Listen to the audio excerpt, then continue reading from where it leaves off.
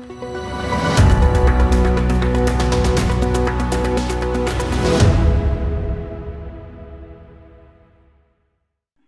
you for joining us for this discussion on US-UK cross-border estate planning.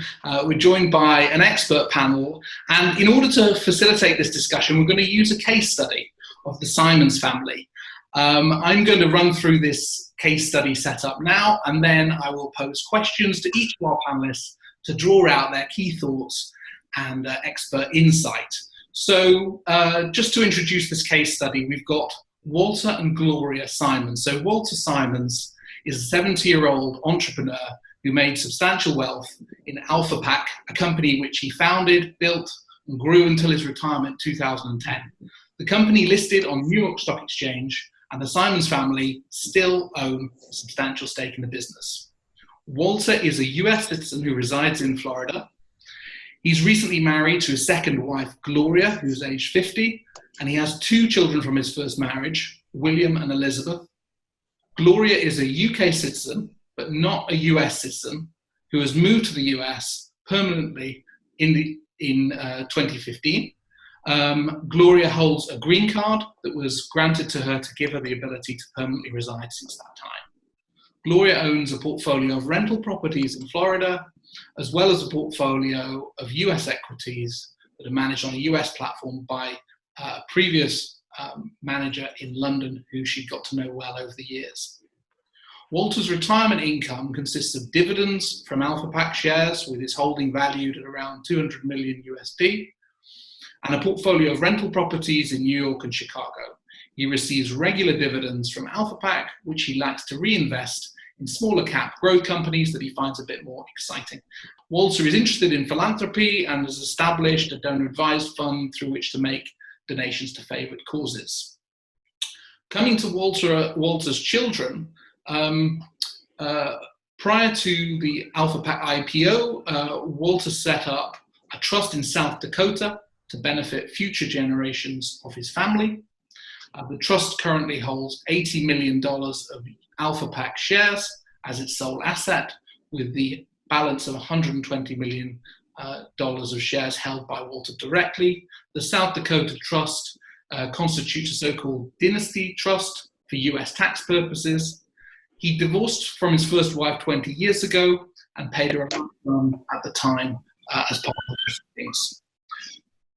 Walter's son is called William. He's 34 years old, a hedge fund manager residing in London, where he's been for 5 years, paying tax on the remittance basis. He has a home in Kensington worth £5 million. He's married to Emma, who is a UK citizen, and they have 2 children together. William owns his AlphaPac shares directly as part of his portfolio. He is also a beneficiary of the South Dakota Trust, which provides distributions twice a year. Finally, we have Elizabeth, who is a 30-year-old head of marketing at AlphaPac, living and working in Pittsburgh. She is single, owns an apartment near her office and a chalet in Colorado where she likes to ski. She is a beneficiary of the South Dakota Trust on the same basis as William. Elizabeth is passionate about conservation and preserving the natural environment. So, with that case in mind, we'll move to bring in our expert panel. Matt, if you were sitting down with Walter for the first time, what are the key considerations and highlights that you'd want to discuss with him first off? Sure. Well, he's not an uncommon client in the sense that he's older and has a huge U.S. estate tax problem right now. Actually, if you look at Walter, he's really a domestic estate planning client of my firm. He's got issues dealing with how he's going to get assets to Gloria, his UK citizen wife, and then obviously he's got a child who's living in London. But when I look at his assets, he's got $250 million of assets.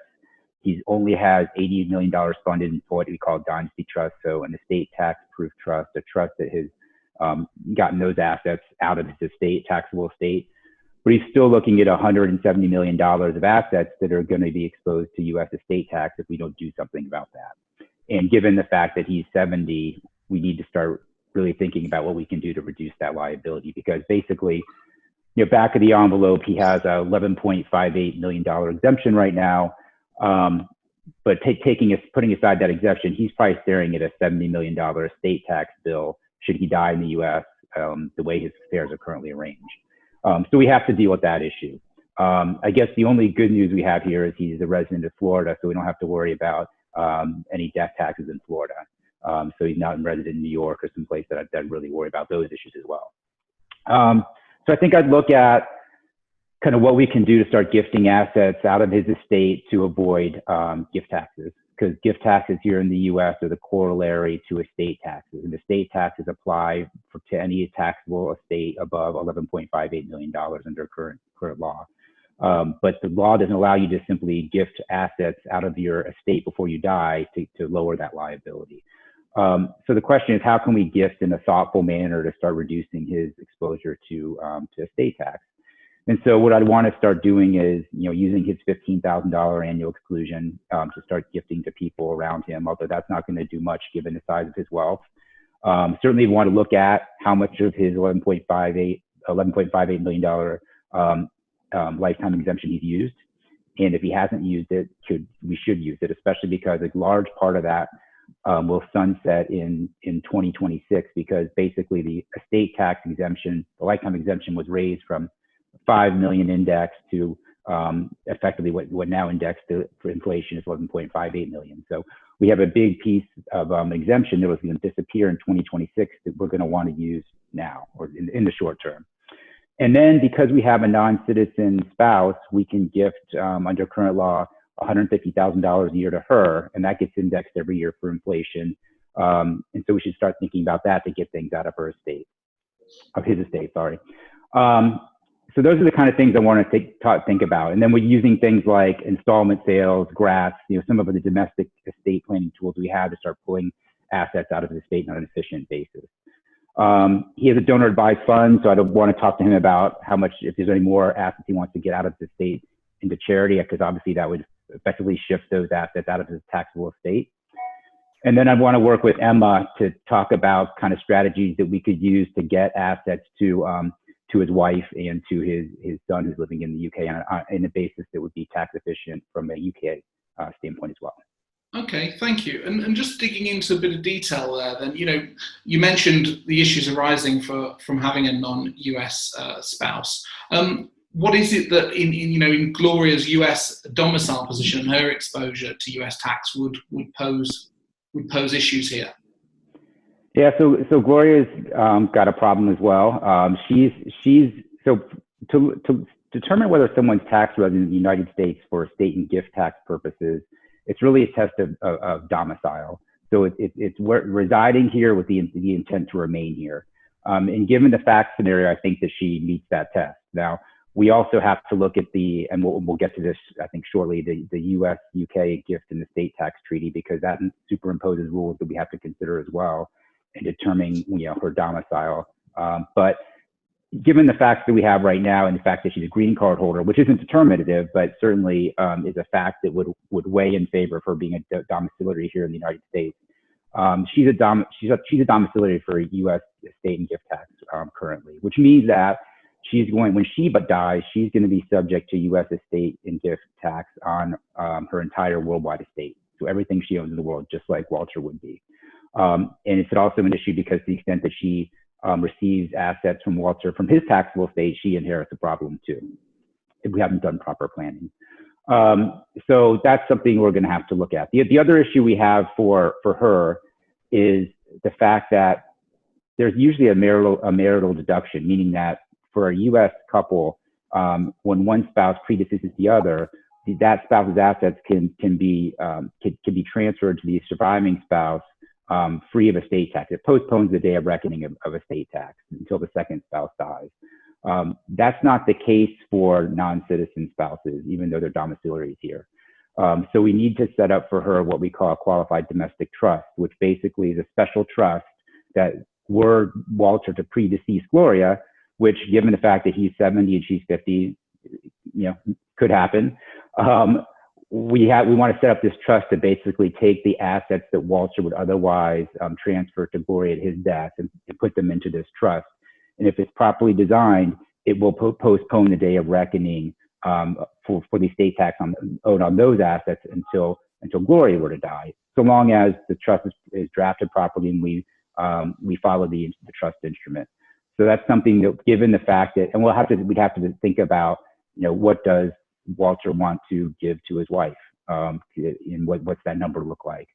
So we want to look at that issue as well. I think a couple other things that she should consider in her case is, does she want to become a U.S. citizen? If she wants to become a U.S. citizen, she's going to be here for a long time. We have the benefit of the marital deduction. But conversely from that, if Walter and Gloria may have a desire not to live in the U.S., under the fact scenario, she's pretty close to being a long-term green card holder, and she would have a deemed expatriation event if she were to give up her green card. So we'd want to talk to her. We would want to talk to that couple about where they want to live in the next, 5-10 years. Okay, thank you. And Emma, just bringing you in on the UK side. So looking at Gloria from a UK domicile and inheritance tax perspective, what would your initial thoughts be? The interesting point here is that, as Matt mentioned, Gloria is treated as domiciled in the US for US tax purposes, but actually she is probably also considered to be domiciled in the UK for UK inheritance tax purposes.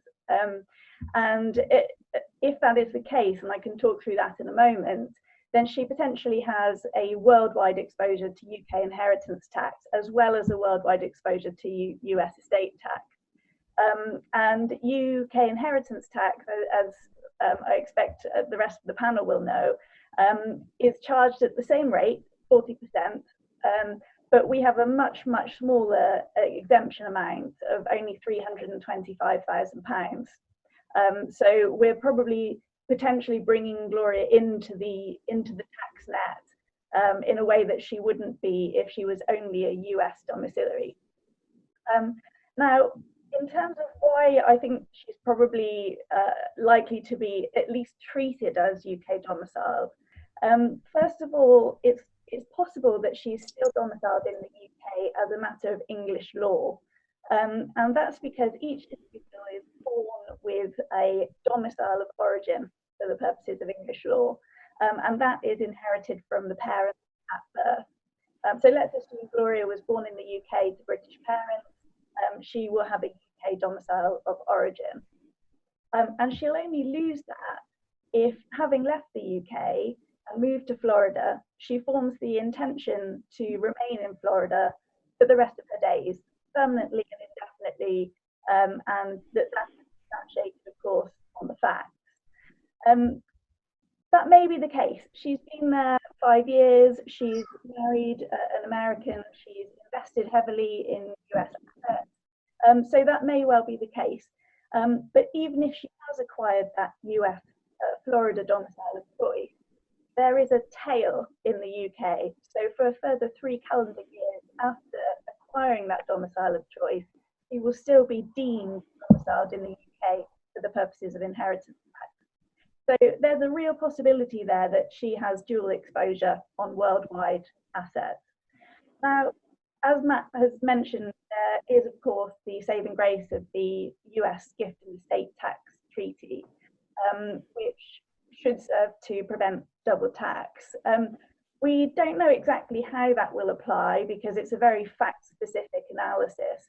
But essentially what the treaty does is it says where that person is US domiciled for US purposes, UK domiciled for UK purposes, there are tiebreaker provisions to determine in which jurisdiction that individual will be treated as domiciled for the purposes of applying the treaty.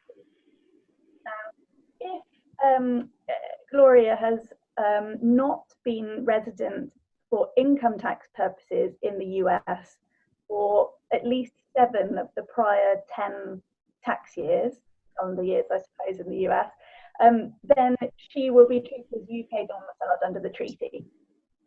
If she does meet that 7 out of 10 year test, then we go into the classic OECD treaty tiebreakers, where does she have a permanent home, centre of vital interest and the like. So it seems to me that probably she'll end up being UK domiciled under the treaty.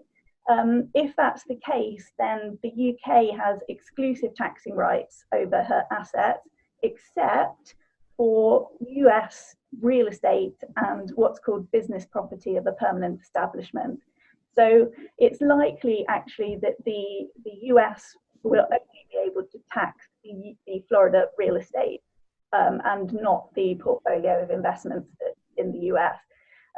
If she was actually treaty domiciled in the US, then the US would have worldwide taxing rights, but the UK's right to tax doesn't go away because she's a UK citizen.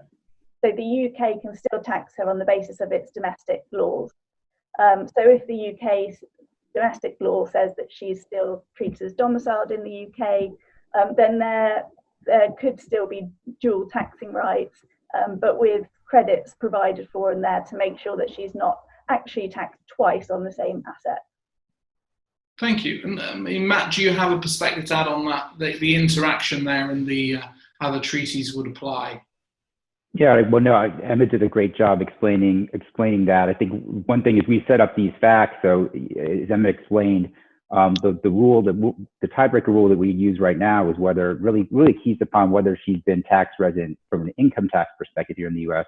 for 7 of the last 10 years. And I think that we had her getting her green card in 2015. So she would be coming up where that's going to change. And so we really want to start thinking about what we need to do to plan for the fact that she's probably going to shift from being a UK domiciliary for purposes of the treaty to a US domiciliary for purposes of the treaty. Because I think that once you get to the tiebreaker rules, if she's going to stay in Florida and she's living with her husband in Florida, that those tiebreaker rules will probably put her in the US.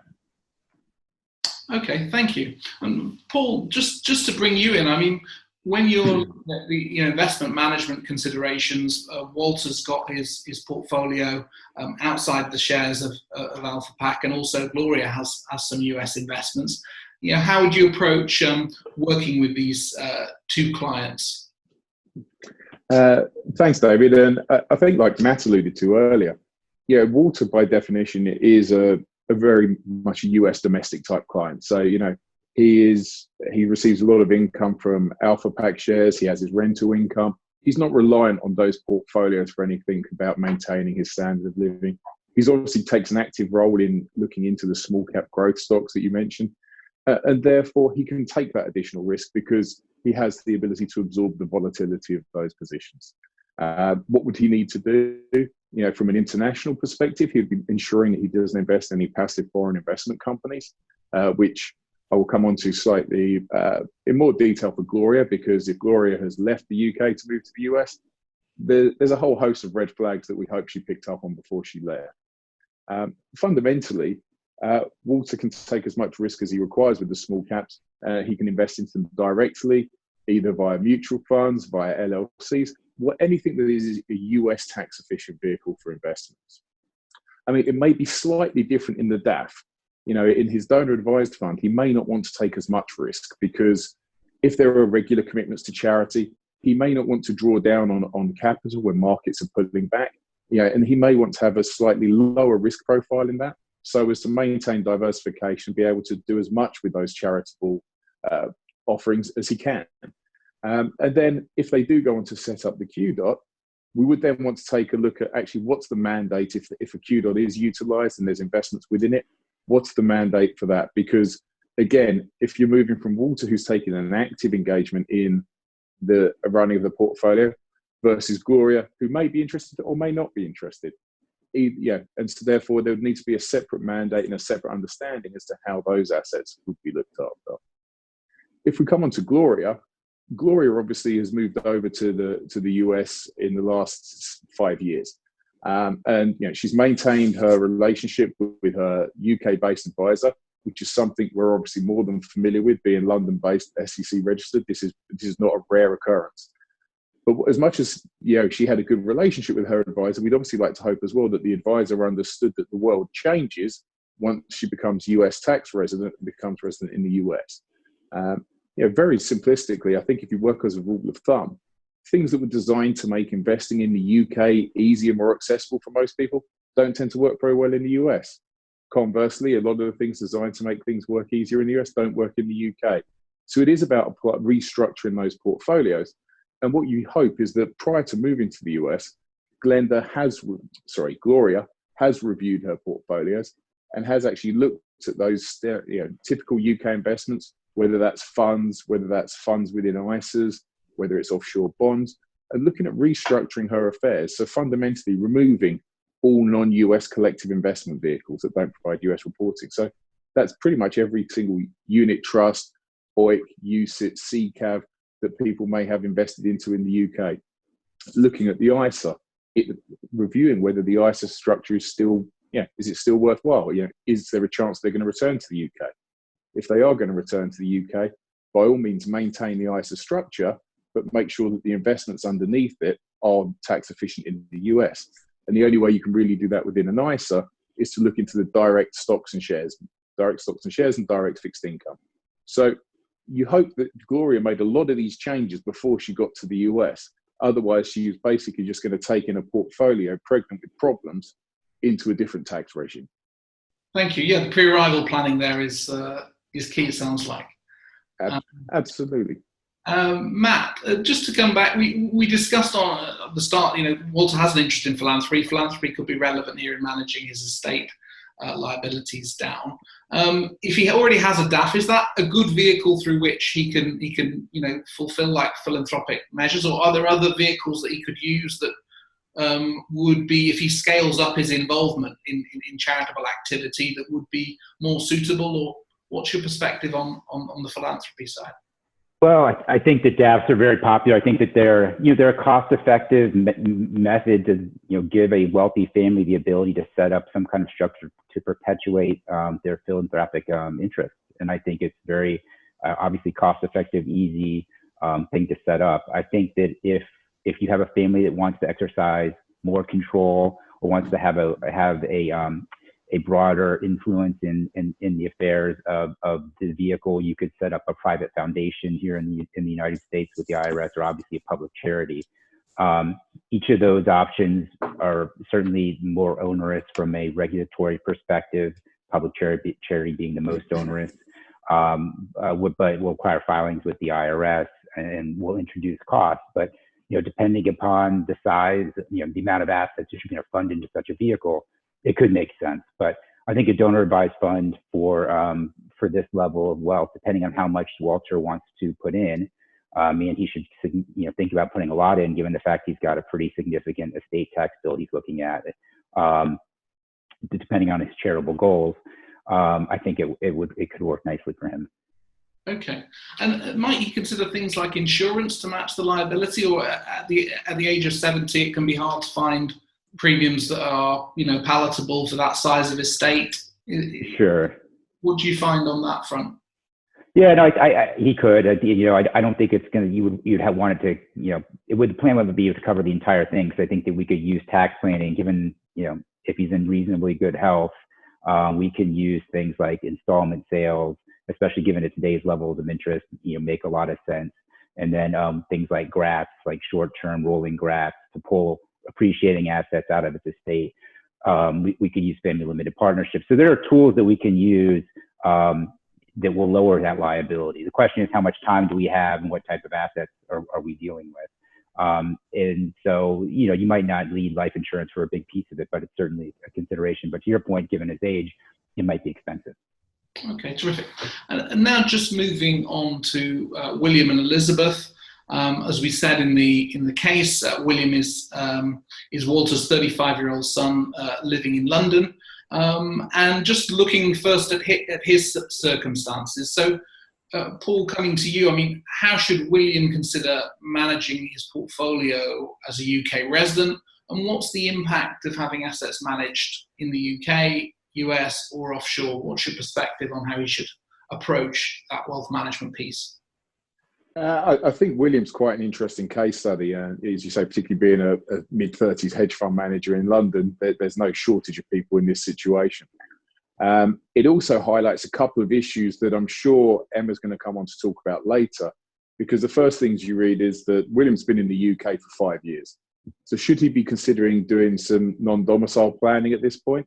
In addition, he receives an income from a US domestic trust. This is another area where we often see people tripping over themselves. But I'll park the more complicated issues for the two lawyers on the call to pick up. But fundamentally, William has a portfolio, and I'm going to make the assumption his portfolio existed prior to his arrival in the UK, as he only arrived 5 years ago. And he's basically has a portfolio that also contains his Alpha Pack shares that he receives distributions on, as well as the South Dakota Trust. But focusing on the portfolio, he currently is liable to worldwide taxation from the US, but also has the potential to be liable to worldwide taxation in the UK. However, at the moment, is claiming the remittance-based charge. So if we take a look at his portfolios overall, it would be good to understand how he's currently invested, because depending on how he's invested will depend on whether actually claiming a remittance-based charge makes sense. Because if his portfolio is currently invested in purely, for instance, Alpha Pack shares and large US blue chip securities, well, actually, from a portfolio perspective, and depending on what else is going on in his personal life, there may not be a need to pay that remittance-based charge. And so what we'll often look to do is say, is it possible to create the portfolio that is tax efficient in both the UK and the US? So in doing that, there are certain no-goes. I mean, I'm sure everyone on the panel and the majority of people watching this will know that PFICs are your number one no-no for anyone to do with the US. So we'll exclude PFICs. Then from the UK side, we also have to look to avoid UK non-reporting funds. So what does that mean in practice? Well, actually, if he's going to be liable to UK taxation, we want to ensure there are no US mutual funds in the portfolio. We want to make sure that actually there aren't assumptions being made that just because something has a tax benefit in one jurisdiction, it has the same benefit in another. For instance, tax-free municipal bond income is not going to be treated as tax-free income in the UK. Tax-free income in an ISA is not going to be tax-free in the US. So it's about understanding what you can hold and where you hold it. And it's an interesting point you make with regard to where do you custody these assets? Because quite often what we'll be looking to do is to custody this type of client offshore, probably Jersey account, for instance, because we want to maintain clean books and records about capital and income. We want to ensure that actually, if William is receiving clean capital but paying a remittance-based charge, we're still segregating the income and gains away from that clean capital each year to make sure that if he ever needs those funds in the UK, he can remit them.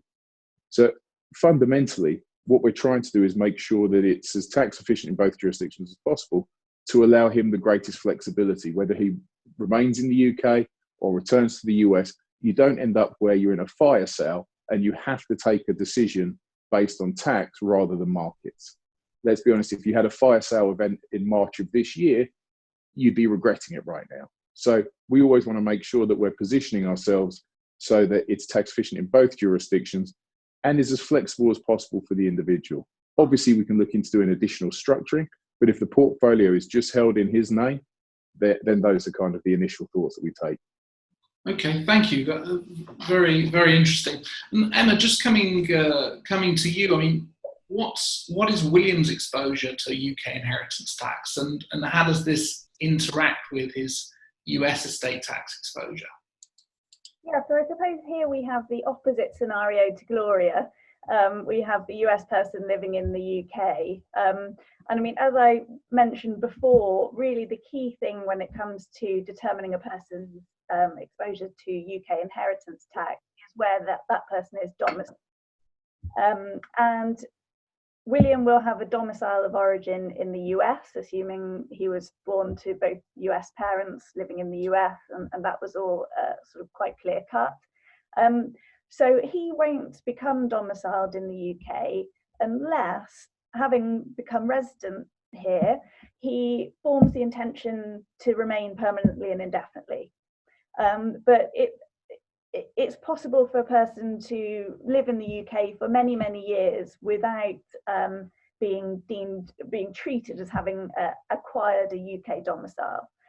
So it's probably quite likely that as long as he's maintaining his connections in the US, he's keeping an open mind as to whether he may move back to the US or move elsewhere in the future, then he's unlikely to acquire a UK domicile of choice as a matter of common law.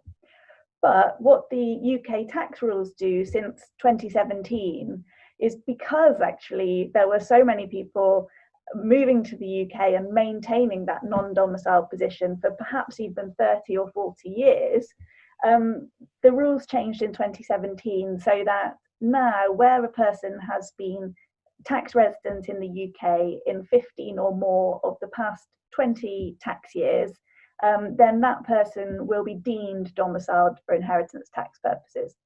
So for the time being, his exposure is going to be limited to his UK assets. So I think basically that comes down to the Kensington property. In the future, if he ever does form the intention to remain forever, or if he hits that 15 out of 20 year point, then he will have a worldwide exposure to UK inheritance tax. So that's an interesting point to note, because again, there we come into the much lower UK exemption amount. So that, you know, there really is an additional tax burden at that point for him, even though he's already got the worldwide US exposure.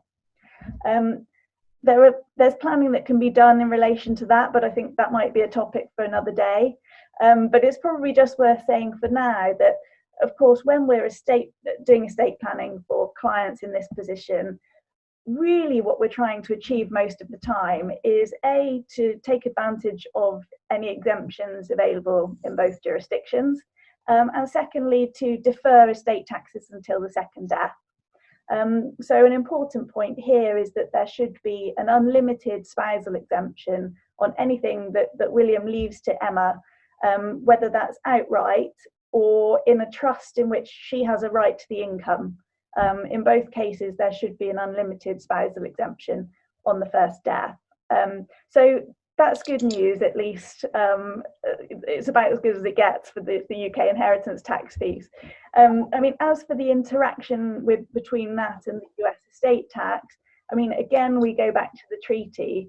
I mean, to be honest, it seems to me that in most cases where we're talking about a US citizen, the outcome 9 times out of 10 will be that that person will be taxed at the higher of the two countries' effective rates.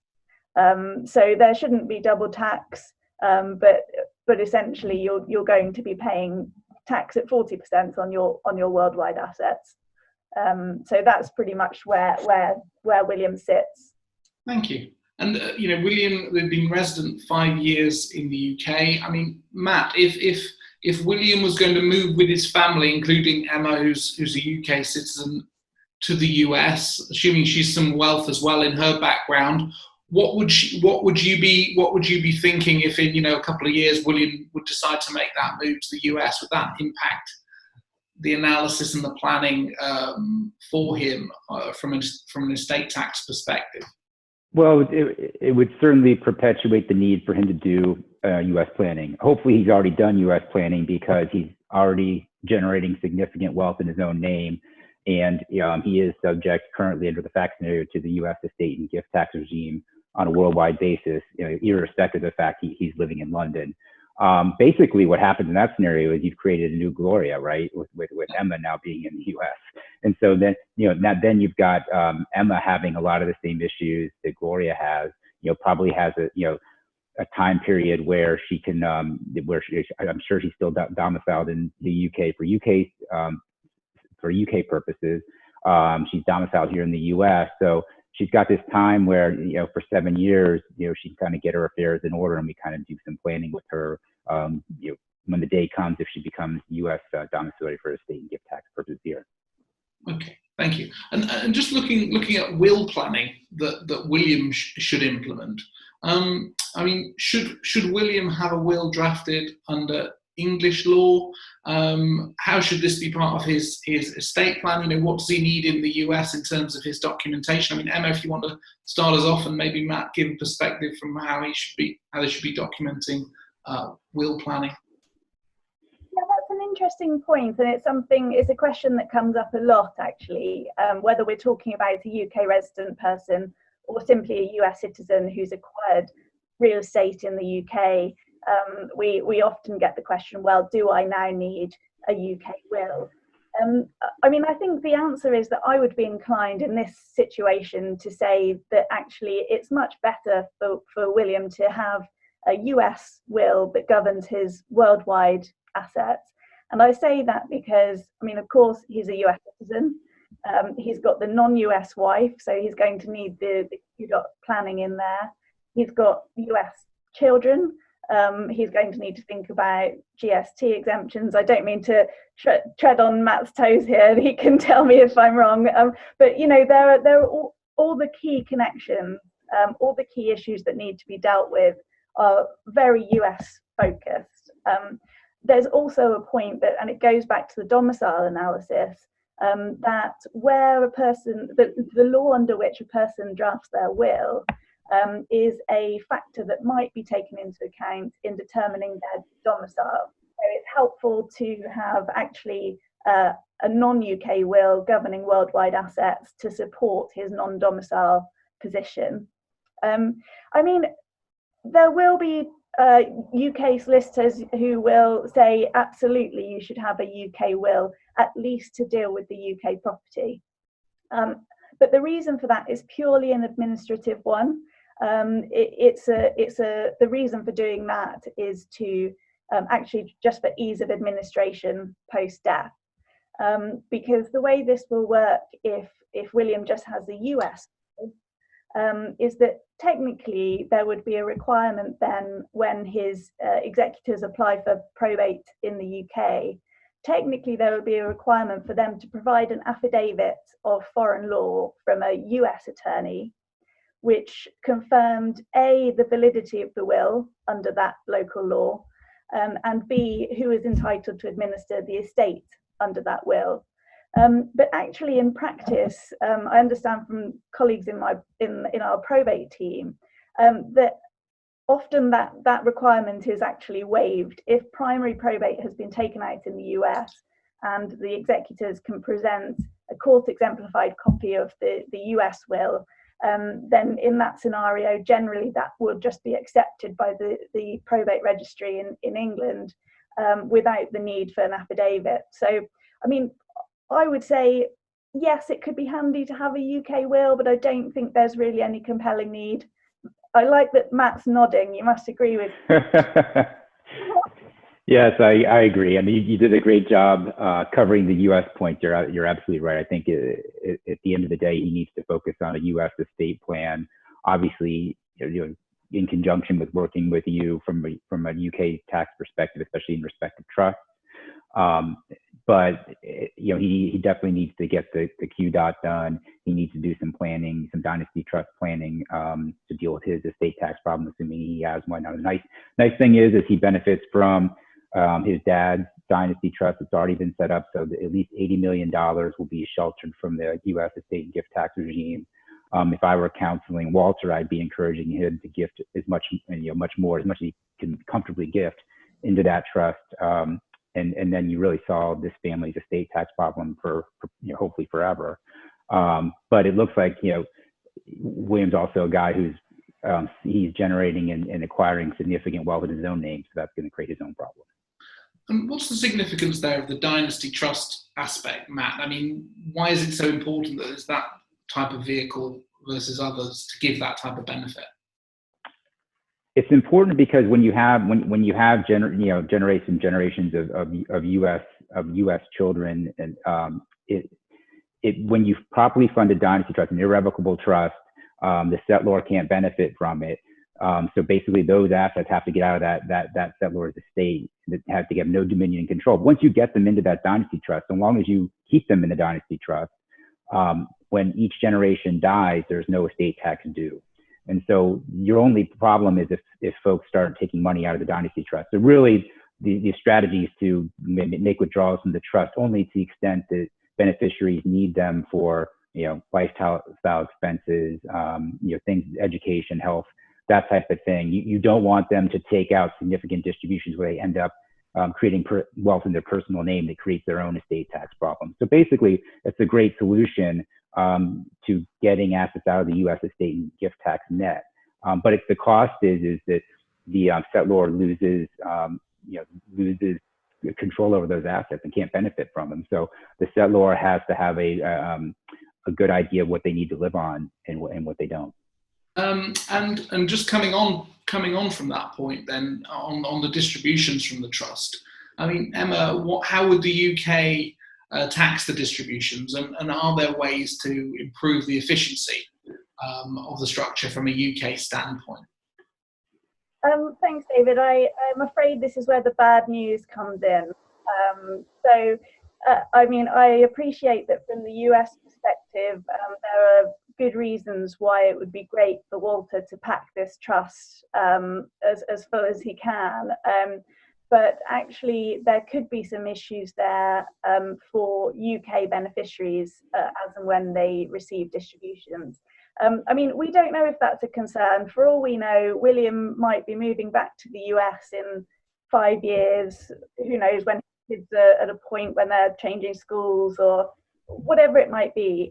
In that scenario, well, then that's fine, because we could just perhaps suggest that William doesn't take distributions while he's in the UK, and then we don't have any issue at all.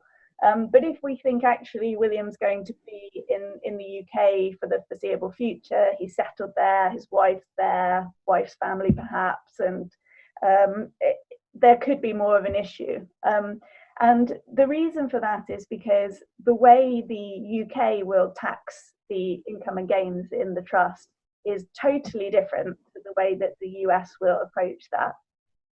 So from the UK perspective, what will happen is that when William receives a distribution from the trust, that distribution will be treated as belonging to him. It will be treated as arising to him to the extent that it matches with accumulated income or what we call stockpiled capital gains in the trust. So each time a capital gain is realised by the trustees, it sort of adds onto a clock, and the gains will just sit there waiting to match with future distributions to UK resident beneficiaries. It will match in an order that I like to refer to as worst first. So we get a matching with any accumulated income first. So at that point, William is treated as receiving that income himself. So it will be taxed at his personal income tax rate, which is likely to be 45%. That will hit. If the accumulated income is all used up, then there will be a matching with what we call offshore income gains, which are gains arising on non-reporting funds from the UK perspective, as Paul mentioned before. And where gains arise on those funds, they're taxed at income tax rates. So again, on matching with offshore income gains, there's a 45% tax liability for William. Once that's exceeded, we go on to matching with capital gains, and that's taxed at a lower rate of between 20 and 32%. So there's, I imagine that given that this trust has been sat there for a long while, there have probably been dividends coming up from the Alpha Pack shares, if not from the other investments in the trust. There's probably going to be a capital gain on there. And I think, so we can pretty much guarantee in that respect that to the extent that William receives distributions while he's in the UK, he's going to be hit with a tax charge on that. And that can be, it can actually be even worse than that, because of course, those income and gains will probably have already suffered tax in the US. If this is a grantor trust, then in the hands of Walter as the grantor, if not in the hands of the trustees. And so that won't necessarily be taken into account in computing the UK tax liability. So there could be real double tax there. So it's manageable. There are things that can be done. Generally, it's easier to manage the issues around double taxation of income. Capital gains can be much more tricky, if not impossible, to address. So perhaps we'll come back to that in the context of talking about the trust investments. But there's a big issue there, is the short answer. Of course, William is a remittance status user. So if he receives distributions outside the UK and he doesn't remit them, then he won't pay UK tax there. again, this depends how he's going to use the income. Does he need it in the UK? Maybe we don't worry too much if actually he can just use his trust distributions to fund his non-UK expenditure. Maybe he goes on some spectacular holidays every year and spends the distributions he receives from the trust, in which case that's okay. So these issues can be managed. There are options there, but it's just about making sure that advice is taken in both jurisdictions, so that as far as possible, any tax liabilities can be mitigated, and double tax relief can be claimed where available. I mean, for this reason, you can tell that it's a bit messy, but actually, if Walter was able to make some substantial lifetime gifts outright to William, then he could receive those with no UK tax. So I appreciate there's a US gift tax issue there. So, you know, it swings and roundabouts, but it does point to outright gifts being the preferred route from the UK perspective, at least. Thank you. And Paul, I mean, Emma touched on there the role of the investment manager in managing the assets and the structures, complex profile here. What's your experience and perspective on running assets in a trust such as this? I think, as Emma alluded to, it's so much predicated on the individual scenario, because if these assets are never going to come into the UK, or William's going to leave the UK, well, actually, then we can have a far stronger US bias to it. We don't need to worry about those offshore income gains. We don't need to worry about the UK non-reporting fund situation. And it's a non-UK issue. We treat that portfolio as if it was a US portfolio, because we're not considering the UK. We often have a number of cases, though, where, as Emma says, we're looking for alternatives whereby within the family, do you come with an arrangement that if he is going to remain in the UK and have a UK taxable stance, and there is too much of a history of offshore income gains that you know you're not going to get through, then is there another way of structuring things? Is there a way where he might, as a family, you'd agree that the sister takes that and he takes something else? And then that's how we would then put together a portfolio that becomes more fit for purpose. But generally speaking, if we were managing the portfolio and he was unknown what he was going to do, because let's be honest, the world changes very quickly these days, and anyone that says they know what they're doing in 5 years' time, you have to take it with a pinch of salt. We would look to kind of create the least bad portfolio. So therefore, we would look to create something that was tax efficient in both jurisdictions. We'd avoid those offshore income gains funds. We'd avoid PFICs. We'd make sure we had clean records. We'd make sure that actually we can show that this is the least bad option if you are caught in that trap. However, it all comes down to each individual and what their longer term aims are. And, you know, this is quite a straightforward one This one, there's only two beneficiaries. The more beneficiaries are, the more complex these things can become. And the fact that he has, I guess, wealth outside means that trust, you know, it can roll up in value. Distributions aren't required, so people are under a bit less pressure. But it's interesting also to say about Elizabeth, and perhaps that within the family, they could square off how different members can benefit. And just coming to Elizabeth, her affair is very simple at the moment. You know, she's 30 years old and unmarried. But if Walter feels like she's going to inherit substantial wealth quite relatively soon, how could he sort of protect her from having to, you know, make too many decisions about that wealth?